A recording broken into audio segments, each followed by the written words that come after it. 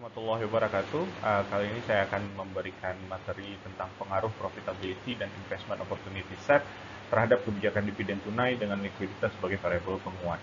Jadi di sini kita akan bicara tentang bagaimana profitabilitas dan kesempatan investasi terhadap kebijakan dividen tunai. Jadi terkait dengan keputusan dari manajemen, apakah untuk membagikan dividen ataukah untuk menahan dividen untuk diinvestasikan kembali di perusahaan. Nah, pada artikel kali ini, salah satu yang menjadi menarik adanya variabel penguat atau variabel moderator yang di sini dipergunakan likuiditas. Nah, ini dilakukan, penelitian ini dilakukan oleh Michelle Soarli, seorang staf pengajar dari Universitas Katolik Indonesia Atma Jaya di Jakarta. Kita akan lihat selanjutnya adalah abstraknya. Nah, di sini secara jelas penulis ingin menggambarkan apa yang dilakukan, yaitu mencoba untuk meneliti atau menguji pengaruh dari profitabilitas dan kesempatan investasi terhadap kebijakan jumlah dividen yang dibayarkan secara tunai. Nah, di sini ada juga dijelaskan mengenai variabel penguat atau variabel moderator, yaitu likuiditas, dan masing-masing dari komponen variabel yang diukur, yaitu profitabilitas, mempergunakan proksinya, yaitu return on investment, atau variabelnya adalah return on investment, lalu kesempatan investasi dengan fixed asset atau nilai dari aset tetap, dan likuiditas mempergunakan rasio lancar atau current ratio. Dan dilakukan pada perusahaan yang listing di Bursa Efek Jakarta dengan persyaratan tertentu pada sampelnya sepanjang periode tahun 2002-2003. Nah, sebagaimana yang kita pernah bahas sebelumnya, bahwasanya ketika membuat penelitian itu yang paling penting adalah apa latar belakang masalah yang menjadi hal yang menjadi penting untuk diangkat di dalam suatu penelitian. Nah, Soarli pada tesisnya itu menulis tentang kebijakan dividen tunai sebuah perusahaan, dan dia menyatakan bahwasanya apabila membagikan dividen tunai itu menjadi penting bagi banyak pihak yang terlibat di masyarakat, baik itu investor maupun calon investor, juga kreditur dan lain-lain. Debitur. Nah, di sini dinyatakan bahwasanya dividen cash itu juga pada sisi yang lain itu akan meningkatkan arus kas keluar atau cash outflow dari perusahaan. Jadi ketika perusahaan membagikan dividen dalam bentuk uang tunai, maka tentu saja kas tunai perusahaan akan berkurang dan akan banyak yang keluar dari kas perusahaan. Hal ini berbeda apabila perusahaan membagikan dividen dalam bentuk saham. Artinya perusahaan akan menahan kasnya tidak keluar, akan tetapi akan bentuk kepemilikan baru yang akan terbit atau saham dalam bentuk bonus yang akan dibagikan kepada para pemegang saham. Nah, di sini kemudian yang jadi masalah adalah terkait dengan apakah adanya upaya untuk membagikan dividen atau menahannya. Ini terkait dengan agensi problem atau masalah agensi, di mana kita tahu bahwasanya manajer itu adalah karyawannya dari para pemegang saham. Dan seharusnya sebagai karyawan dia harus bertindak untuk para pemegang saham. Nah, yang diinginkan oleh para pemegang saham adalah laba tersebut dibagikan untuk mereka sebagai para pemilik perusahaan. Sementara di sisi lain, si manajer yang bertindak sebagai pengelola perusahaan mempunyai proyeksi untuk bisa mengembangkan perusahaan di masa yang akan datang, dan untuk itu membutuhkan dana. Nah, dana yang paling murah biayanya tentu saja adalah dana dari dalam atau dengan cara menahan laba, mempergunakan laba untuk kemudian mengelola perusahaannya dan mengembangkan, melakukan ekspansi perusahaan. Nah, jadi di sini nih ada permasalahan yang besar antara kebijakan dari pembagian dividen atau bertindak sebagai manajer untuk mengembangkan unit bisnis perusahaan. Di sisi lain juga ada munculnya agency problem ini adalah ketika manajer itu bertindak untuk mewakili perusahaan, di satu sisi dia juga memikirkan tingkat insentif atau bonus ataupun keuntungan yang dia dapatkan apabila perusahaan berhasil berkinerja bagus di kedepannya gitu. Jadi tentu saja hal ini akan bersaingan. Kepentingan ini yang akan diadu antara kepentingan si pemegang saham atau kepentingan dari si manajer sebagai si pengelola perusahaan. Jadi konsep di sini yang ingin diperjelas adalah apakah menahan atau dibagikan labanya.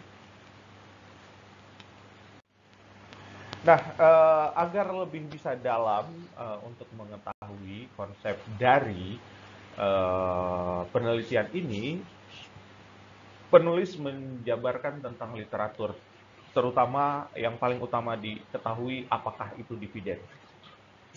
Secara jelas penulis mengutip dari Stis et al. Di tahun 2005 bahwasanya dividen itu adalah laba yang dibagikan kepada para pemegang saham.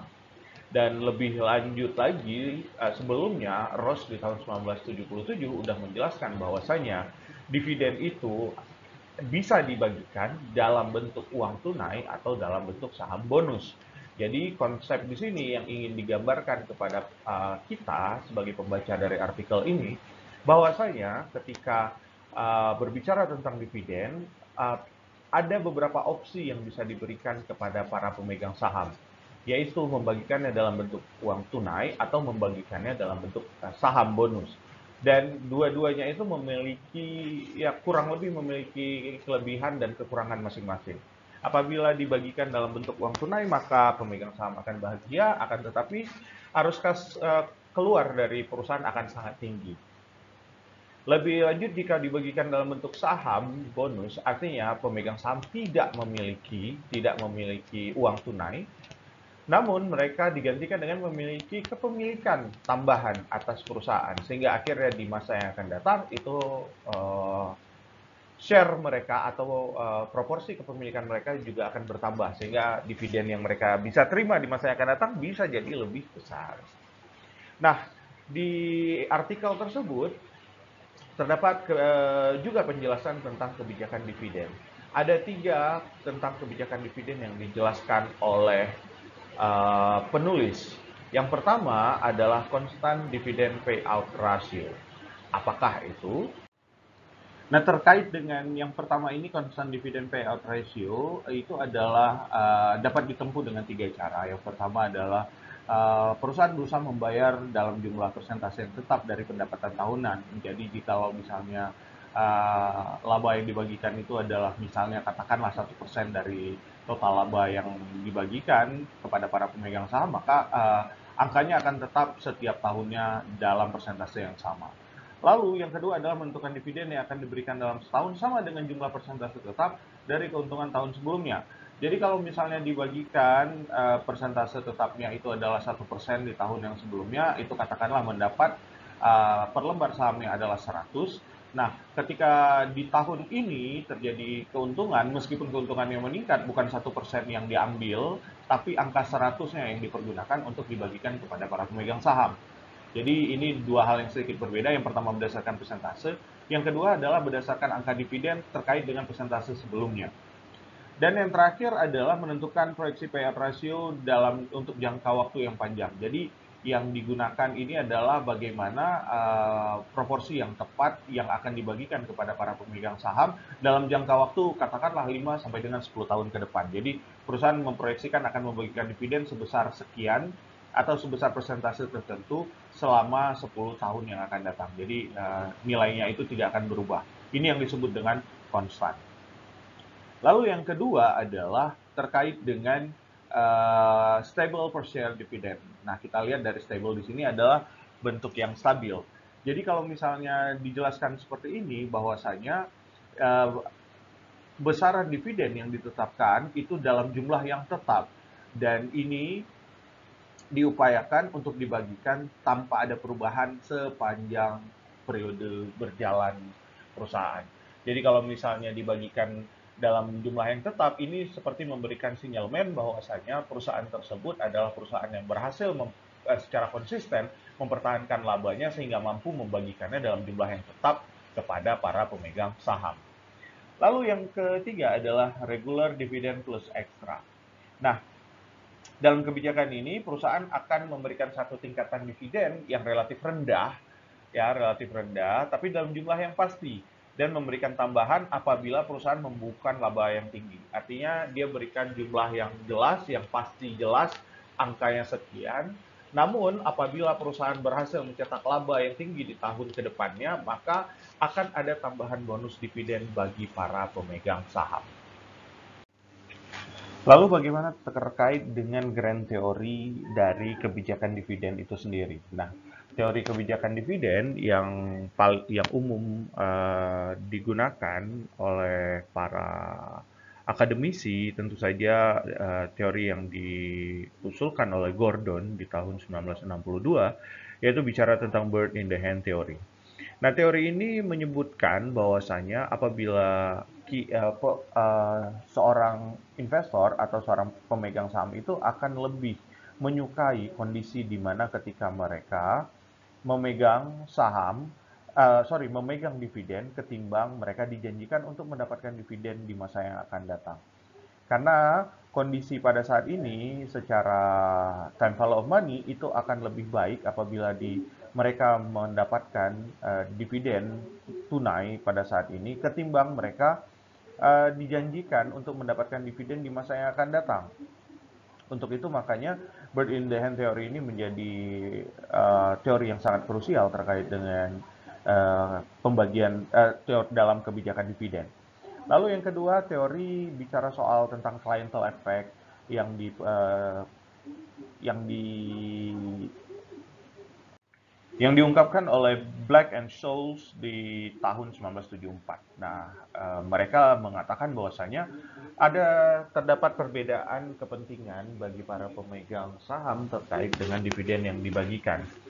Beberapa pemegang saham yang ingin mendapatkan keuntungan dari saham dan berupaya untuk menghindari dari pajak akan lebih menyukai untuk menerima dividen itu dalam bentuk tunai. Sementara bagi yang pemegang saham yang tidak merasa perlu dengan uang tunai, maka mereka akan berpikir bahwasanya lebih baik untuk menahannya saja atau membagikannya dalam bentuk dividen saham saja. Jadi dari dua teori ini saja, ini sudah menjelaskan bagaimana kepentingan-kepentingan itu ada di perusahaan terkait dengan dividen. Baik itu kepentingan dari perusahaan, yaitu diwakili oleh dari si manajer, juga kepentingan para pemegang saham. Dan bahkan di pemegang saham sendiri masing-masing memiliki kepentingannya sendiri sesuai dengan yang mereka yakini terkait dengan dividen yang akan mereka terima. Nah, lalu bicara soal profitabilitas, tentu saja ini adalah rasio yang kita kenal ya dari manajemen keuangan, dari analisis rasio keuangan kita tahu bahwasanya profitabilitas itu adalah rasio yang berbicara tentang laba perusahaan dan salah satu bentuk dari upaya menjelaskan tentang profitabilitas adalah ketika perusahaan membagikan laba, maka ini akan menjadikan sinyal bahwasanya perusahaan itu menghasilkan profit.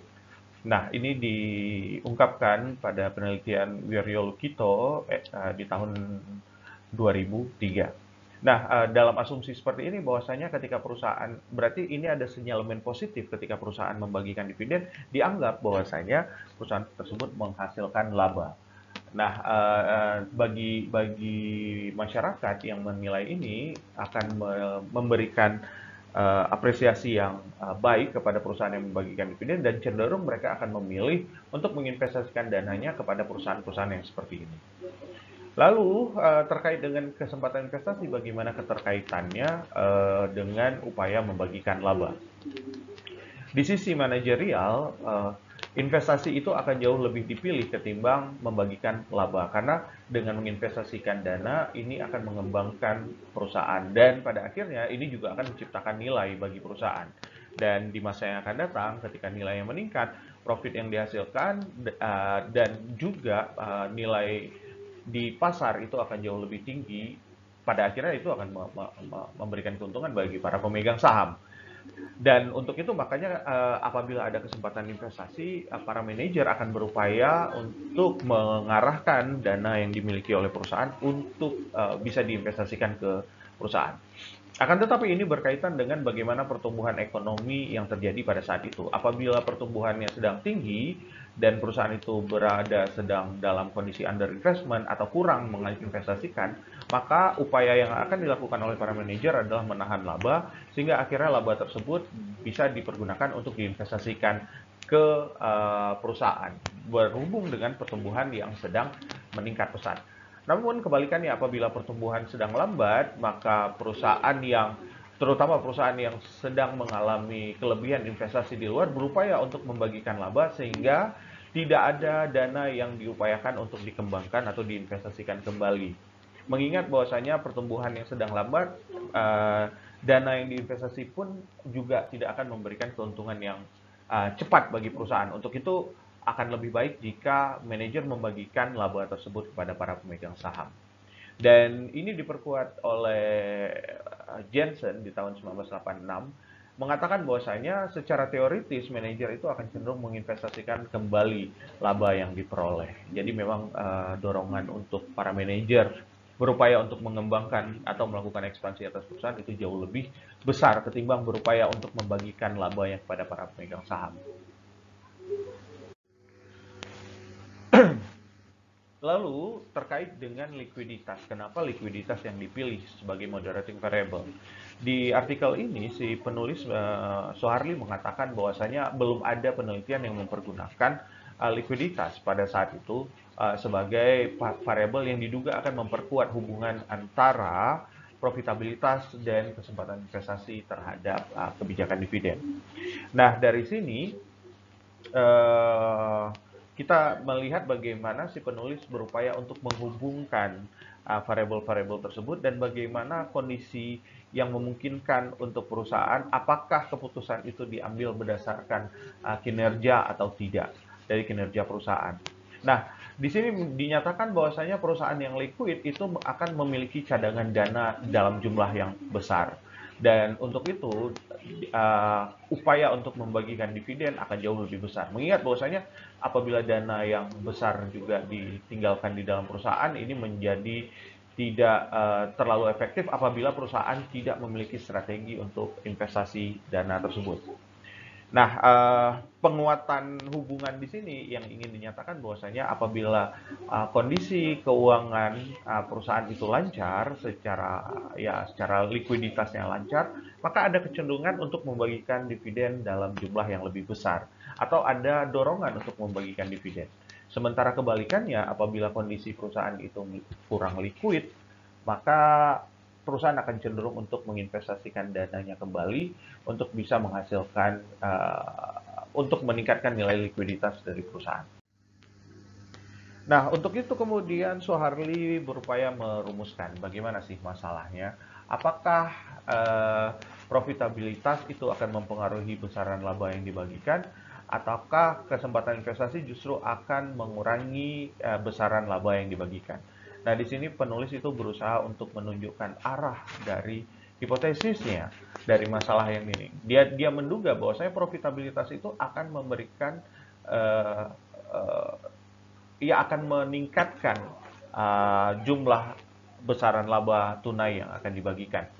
Sementara jika perusahaan dihadapkan dengan kesempatan investasi, maka perusahaan akan cenderung mengurangi atau bahkan menahan laba yang dibagikan. Dan terkait dengan ini, apakah ketika perusahaan itu liquid, itu akan mendorong perusahaan yang profit untuk membagikan laba semakin besar, ataukah jika perusahaan itu liquid, akan mendorong perusahaan untuk mencegah laba dibagikan terkait dengan kemungkinan reinvestment yang dilakukan oleh perusahaan atau investasi kembali perusahaan. Lalu bagaimana dengan metode dan langkah-langkah penelitian yang dilakukan oleh Soeharli? Yang pertama adalah dia menetapkan faktor apa yang akan digunakan untuk mengukur terkait dengan kebijakan pembagian dividen dalam bentuk uang tunai. Yaitu yang pertama dia mempergunakan profitabilitas dengan proksi return on asset atau return on investment. Jadi di sini ada mazhab yang menyatakan bahwasanya return on investment itu setara atau sama dengan return on asset. Tapi ada mazhab lain yang menyatakan bahwasanya return on investment itu hal yang berbeda. Bahwasanya ini hanya menghitung berapa tingkat investasi yang dilakukan oleh perusahaan. Akan tetapi Soarli mempergunakan itu konsep yang sama. Berarti dia mempergunakan tingkat pengembalian. Jadi laba bersih dibagikan dengan total aset. Dan yang kedua, dia menggunakan aset tetap atau nilai fix aset sebagai proxy untuk mengukur kesempatan investasi. Dianggap bahwasanya dengan upaya peningkatan nilai aset atau fix aset tetapnya, ini dianggap bahwasanya kesempatan untuk berinvestasi ke dalam perusahaan itu semakin besar. Jadi perusahaan-perusahaan yang memiliki nilai fix aset yang besar itu mempunyai kecenderungan untuk melakukan atau memiliki kesempatan investasi yang jauh lebih besar dibandingkan perusahaan yang memiliki fixed asset yang kecil. Lalu terkait dengan faktor untuk variabel moderator yang dipergunakan di sini adalah current ratio atau rasio lancar, yaitu perbandingan antara aset lancar perusahaan dengan hutang lancarnya. Jadi ini adalah kemampuan jangka pendek yang dimiliki untuk menilai soal likuiditas perusahaan. Nah, diduga ini akan memperkuat atau memperlemah hubungan dua faktor di atas terhadap kebijakan dividen. Nah, selanjutnya populasi yang dipilih adalah semua perusahaan di Indonesia yang listing di Bursa Efek Jakarta. Pada saat itu masih terdiri dari Bursa Efek Jakarta dan Surabaya. Yang dia pilih adalah perusahaan yang listing di Bursa Efek Jakarta. Dan sampelnya itu adalah perusahaan yang membagikan dividen pada tahun 2002 dan 2003. Jadi dilakukan dengan purposive sampling. Jadi ada persyaratan tertentu yang ditetapkan untuk mengambil sampelnya. Dan dari sini diperoleh 160 perusahaan yang menjadi sampel dalam penelitian. Langsung ke model regresi yang dibangun oleh Soarli. Yang pertama, sebelumnya ada 4 model regresi yang dibangun. Jadi yang pertama itu adalah bagaimana return on investment itu akan mempengaruhi DPR. Jadi itu model yang pertama yang dibangun. Jadi DPR sama dengan ditambahkan dengan beta satunya adalah ROI. Lalu model yang kedua adalah diadu antara nilai fix aset dengan dividen payout ratio-nya atau jumlah dividen, rasio pembagian dividennya. Dan yang ketiga, disinilah baru diletakkan moderate atau penguat hubungan antara ROI dengan DPR, yaitu nilai current ratio. Nah, untuk mencari moderate sendiri, caranya adalah dengan mengalihkan nilai ROI dengan nilai current ratio dan diletakkan sebagai salah satu variabel yang diukur. Nah, apabila hubungannya ini akan diperkuat, maka moderate ini akan memberikan apabila moderate ini memberikan pengaruh, maka diduga akan menguatkan hubungan ROI dengan DPR. Sementara di model yang keempat itu sama, tapi yang diukur pada fixed assetnya. Jadi sekali lagi bisa dilihat di sini bahwasanya ini ROI dan FA kemudian dihubungkan dengan kekuatan dari CR dan moderate-nya. Jadi ini yang akan diduga akan memberikan penguat terhadap ROI dengan DPR dan FA dengan DPR. Dan ini adalah bagaimana menghitung nilai ROI menghitung nilai moderate untuk moderate yang pertama dan moderate yang kedua. Nah, metode selanjutnya adalah hipotesanya. Hipotesanya ini digunakan tingkat signifikansi sebesar 20%. Dia merujuk kepada Mason di tahun 1999. Sayangnya dia tidak melakukan citasi yang jelas dari artikel mana yang ditulis oleh Mason terkait hal ini. Padahal ini adalah suatu hal yang baru juga karena secara umum itu dinyatakan bahwa tingkat signifikansi itu berada di antara 5%, 10% atau 1%. Sementara dia menggunakan derajat signifikansi sebesar 20%. Karena dia menganggap bahwasanya Mason menulis level signifikansi pada penelitian sosial itu berada pada 1%, 5%, 10% hingga sampai dengan 30%. Dan dalam penelitian ini apabila lebih dari 20% maka hipotesanya ditolak. Sementara jika berada di antara 20% atau 0 sampai dengan 20% maka hipotesa itu bisa diterima, hipotesa yang diajukan. Lalu kemudian hasil hipotesa itu dianalisa lebih jauh. Apabila dia berada antara 0 sampai dengan 20% yang memberikan hasil searah, artinya bersamaan arahnya dengan yang diinginkan atau yang diduga, jadi hipotesanya itu bisa diterima. Sedangkan untuk hasil uji yang hipotesanya memberikan hasil yang berlawanan, maka itu akan ditolak. Jadi pada dasarnya dia akan pada hipotesanya dibangun dengan memberikan arah. Apakah CR itu akan memberikan arah positif terhadap hubungan antara profitabilitas terhadap DPR, sementara pada persamaan yang kedua, apakah CR itu akan memberikan hubungan yang negatif antara nilai FA dengan nilai DPR. Jadi ingin dilihat arah-arahnya itu tepat atau tidak. Jika ternyata arahnya tepat, maka hipotesanya bisa diterima, tapi jika arahnya berbeda, maka hipotesanya ditolak. Nah, variabel moderator di sini mengikuti dari Sharma et al. Silakan kalian mencari tahu secara detail terkait dengan variabel moderator ini. Yang pasti Sharma et al. Di tahun 1981 itu mengatakan bahwasanya jika persamaan 3 dan 4 tidak secara signifikan berbeda. Jadi persamaan 3 dan 4 itu jika kita lihat tadi adalah moderate ketiga dan moderate keempat. Dan apabila nilai beta yang keempat itu sama dengan 0, sementara B3 tidak sama dengan 0, otomatis CR itu tidak bisa diperlakukan sebagai variabel moderator. Karena dia mungkin memperkuat profitabilitas, tapi tidak memiliki pengaruh apapun terhadap nilai fixed asset. Nah, yang kedua, jika persamaan 1, 2, dan 3, jadi persamaan yang satu itu bicara tentang profitabilitas terhadap DPR, sementara persamaan yang kedua itu bicara soal fixed asset terhadap DPR, dan persamaan yang ketiga itu moderate, mendukung secara positif pengaruh dari profitabilitas terhadap DPR, sementara di sini dinyatakan bahwasanya berbeda dengan persamaan 4, yaitu nilai beta dari 3 tidak sama dengan 0, beta dari 4 tidak sama dengan 0. Artinya kalau misalnya arahnya itu sama antara 1, 2, dan 3, sementara itu berbeda dengan persamaan 4, maka ini benar-benar menjadi pure moderator. Dia akan menguat arah dari si profitabilitas secara positif dan akan memperkuat arah atau memperlemah hubungan antara si FA terhadap bukannya memperlemah, tapi lebih memperkuat arah negatif dari hubungan antara FA terhadap DPR.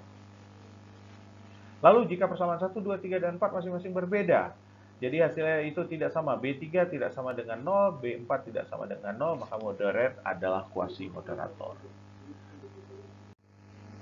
Nah, kita lihat hasil penelitian pertama dari statistika deskriptifnya. Kita langsung saja lihat variabel dari yang diukur, yaitu DPR, ROI, fixed asset, dan current ratio. Dan ini pemberlakuan terhadap moderate. Nah, kita lihat bahwasanya pada nilai fixed asset itu terjadi nilai rata-rata yang sangat besar dengan standar deviasi yang juga sangat tinggi, yaitu sebesar 852%, yang menunjukkan bahwasanya terdapat variasi yang sangat besar dari data yang diambil terkait dengan nilai fixed assetnya. Ada dari 160 sampel perusahaan yang diambil, itu tidak semua perusahaan itu memiliki ukuran yang sama. Kemarin juga sempat kita membahas tentang bagaimana mengkelompokkan perusahaan pada ukuran-ukurannya masing-masing atau mengkelompokkannya dengan ukuran tertentu, sehingga akhirnya ketika dilakukan pengukuran head to head-nya itu menjadi lebih fair atau lebih adil. Nah, sementara di sini tidak dilakukan, dia langsung menggabungkan semua sampel dan kemudian menunjukkan bahwasanya nilai fixed assetnya itu ya terjadi deviasi yang sangat tinggi. Jadi beberapa perusahaan itu memiliki kesempatan untuk investasi yang sangat tinggi, sementara perusahaan lain mungkin tidak memiliki kesempatan itu. Nah, dari uji multikolinearitas terbukti tidak terjadi masalah terkait dengan korelasi antar variabel dan juga tidak terjadi masalah adanya masalah multikolinear. Artinya variabel-variabel yang diukur ini berdiri sendiri, tidak saling sama antara satu variabel dengan variabel yang lain. Ini terbukti dengan nilai kolinearitas statistiknya ini berada di bawah nilai 10, sementara nilai toleransinya di atas nilai 0,1. Nah, ini menunjukkan bahwasanya tidak terjadi masalah kolinearitas. Silakan kalian cek lagi di mata kuliah statistik terkait dengan masalah multikolinearitas ini. Di sini juga dinyatakan bahwasanya nilai moderat ini pada nilai DPR dan ROI itu berhubungan negatif, sementara nilai FA itu positif, dan itu saling berbeda satu sama lain antara, kecuali pada nilai CR. Jadi ini ya, nilai CR-nya berada pada kondisi negatif, sementara pada moderate yang keempat itu justru positif. Tapi ini mungkin disebabkan karena nilai current asset dari tiap-tiap perusahaan juga berbeda, maka mungkin pengaruhnya itu juga memiliki variabilitas yang berbeda. Tapi selama ini terbebas dari masalah multikolinialitas, secara statistik ini masih bisa dilakukan. Lalu uji lainnya yaitu uji autokorelasi juga dinyatakan tidak terbukti adanya masalah gejala autokorelasi. Perhatikan kembali bagaimana melakukan uji autokorelasi di berdasarkan statistik. Ya, kalian harus paham ini dan harus bisa membacanya terkait dengan masalah autokorelasi. Nah, hasil regresi menyatakan bahwasanya semuanya sesuai dengan yang diinginkan. Arah prediksinya yaitu seperti ini. Jadi arah prediksi dari si penulis menyatakan bahwasanya koefisien yang diincar ini adalah negatif dan hasilnya juga negatif, begitu juga dengan CR, sementara korelasi hubungan keduanya itu harus memberikan hubungan yang positif, bahwasanya profitabilitas itu memberikan pengaruh yang sangat positif terhadap terhadap DPR. Dan ini terbukti juga hasilnya positif, dan pada level of signifikan semuanya berada di bawah 1%, bahkan ini menjadi sangat-sangat signifikan secara statistik. Jadi semua variabel ini terbukti secara signifikan memberikan pengaruh terhadap DPR. Dan terbukti juga moderate itu memberikan pengaruh positif terhadap ROI. Pengaruh dari ROI itu semakin positif ketika perusahaan itu memiliki nilai CR yang baik. Jadi itu yang ditampilkan pada tabel yang ke-6. Sementara pada tabel yang ke-7 dengan konsep yang sama ditampilkan bahwasanya nilai FA itu akan memberikan pengaruh positif terhadap DPR. Apabila nilai fixed assetnya besar, maka perusahaan akan cenderung membagikan dividen, dan begitu juga apabila nilai current ratio-nya besar. Tapi ketika terjadi hubungan keduanya, apabila perusahaan itu memiliki likuiditas yang tinggi, maka perusahaan yang memiliki nilai fixed asset yang besar itu akan cenderung untuk menahan labanya dan akan memberikan upaya kepada perusahaan untuk melakukan ekspansi. Jadi hubungannya negatif. Di sini juga dihasilkan hasil yang sama, bahwasanya hubungannya negatif. Namun di sini dinyatakan bahwasanya nilai FA itu adalah 0,154% atau lebih dari 10%. Namun ini masih berada di antara 20%. Jadi secara teoritis tadi, jika Soeharli menyatakan bahwasanya apabila berada di 20%, ini hipotesisnya masih bisa diterima gitu. Nah, jadi secara konsepnya untuk keempat regresi itu setelah dilakukan memberikan hasil yang jelas bahwasanya moderate ini benar-benar menjadi moderator yang sempurna untuk bisa mempengaruhi dari variabel-variabel yang diukur, yaitu profitabilitas dan kesempatan investasi terhadap rasio pembagian dividen. Nah, di sini dinyatakan oleh Soeharli pada tingkat signifikansi 10%, hanya profitabilitas yang terbukti mempengaruhi besarnya pembagian dividen.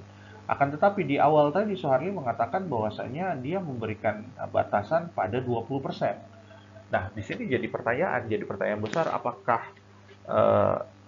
apakah dia tetap mempertahankan pada tingkat level 10% ataukah sesuai dengan yang dia rencanakan di awal?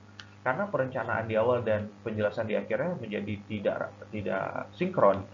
Dia hanya mengambil nilai 10% yang artinya yang bisa menjadi variabel moderator itu hanya ketika profitabilitas yang diukur terhadap laba yang dibagi. Sayangnya, di sini dia tidak menjelaskan secara akurat apakah ini memang benar adanya ataukah dia tidak berani melakukan statement lebih lanjut terkait dengan 10% yang dipakai ini. Padahal dari awal dia sudah mensitasi banyak, dia sudah mensitasi salah satu penulis yang menyatakan bahwasanya pada tingkat signifikansi lebih dari 10%, selama berada pada batasan 0 sampai dengan 30% itu masih aman. Tapi di sini dia tidak menyatakan hal tersebut. Sehingga jadi pertanyaan, apakah memang fixed asset itu bisa dinyatakan uh, apakah moderator itu bisa mendukung pengaruh fixed asset terhadap nilai DPR atau laba yang dibagikan? Ini menjadi pertanyaan yang sulit sih untuk dijelaskan karena kita nggak tahu kan gimana si penulis ini berpendapat. Tapi dari artikel yang dia tulis, dia secara jelas menyatakan bahwasanya likuiditas itu bisa digunakan sebagai variabel moderator. Jadi dia secara jelas menyatakan bahwasanya likuiditas itu dapat dijadikan variabel moderator untuk menentukan besarnya dividen yang dibagikan. Jadi di sini dia hanya menjelaskan tentang profitabilitas, tidak menjelaskan secara jelas bagaimana hubungannya dengan fixed asset. Dan untuk itu maka yang menjadi pertanyaan, apakah ini benar-benar pure moderator atau quasi moderator? Ataukah ada kesalahan dia dalam menentukan persentase dari level of significant? Awalnya dia menentukannya adalah sebesar 20%, tapi kini dia menyatakan hanya yang 10% yang dinyatakan signifikan. Lalu bagaimana tadi yang berada di antara 0 sampai dengan 20%? Kita tahu bahwasanya tadi nilai fixed asset itu berada pada level of signifikan 0,15 atau 15%, masih berada di antara 20%. Dan ini seharusnya pantas untuk dijadikan menjadikan simpulan bahwasanya fixed asset itu akan memberikan pengaruh terhadap laba yang dibagikan kepada perusahaan. Nah, kalian bisa membacanya kembali dan kemudian mengambil kesimpulan. Mungkin nanti kita akan mendiskusikannya di di pertemuan yang berikutnya, sehingga kita akan tahu menurut kalian itu seperti apa sih penelitian ini dilakukan oleh Soeharli, ataukah ada kritik yang bisa kalian lakukan terkait dengan inkonsistensi yang dinyatakan oleh Soeharli pada penelitiannya. Lalu, apakah kalian memiliki kritik lainnya? Mungkin kita bisa berdiskusi di pertemuan berikutnya. Demikian saja pemaparan saya mengenai jurnal ini. Lebih dan kurang saya mohon maaf. Selamat mendengarkan kembali. Selamat belajar. Silakan dibaca artikelnya jika kalian masih belum paham. Dan mungkin ini bisa kalian gunakan juga sebagai dasar untuk melakukan penelitian nantinya ketika kalian mengajukan judul ke program studi, ke prodi. Demikian, terima kasih. Wassalamualaikum warahmatullahi wabarakatuh. Bye-bye.